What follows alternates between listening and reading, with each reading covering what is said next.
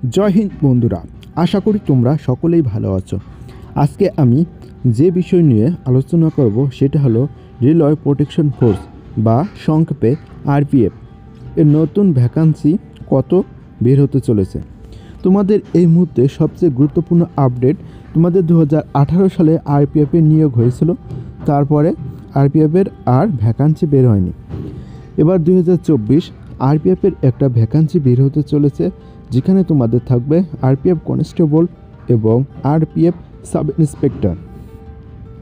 তোমাদের কত ভ্যাকান্সি বের হবে দেখো, তোমাদের যে কনস্টেবলের ভ্যাকান্সি 2000 বের হবে এবং তোমাদের যে সাব ইন্সপেক্টর আছে যা এসআই তা 250টা বের হবে। আমরা অনেক দিন আগেই গুঞ্জব শুনেছিলাম ভ্যাকান্সি 9000 বের হবে, 8000 বের হবে। বন্ধুরা, এটা একটা ভুল ধারণা। ভ্যাকান্সি অনেক বের হলে এটা আমাদের জন্য সুবিধা বা ভালো হতো, কিন্তু সেক্ষেত্রে যে রেলওয়ে আছে বোর্ড, তারা অল্প ভ্যাকান্সি বের করছে। 2000 কনস্টেবলের ভ্যাকান্সি এবং 250 হচ্ছে গিয়ে তোমাদের সাব ইন্সপেক্টর ভ্যাকান্সি। টোটাল তোমাদের ভ্যাকান্সি বের হবে 2250।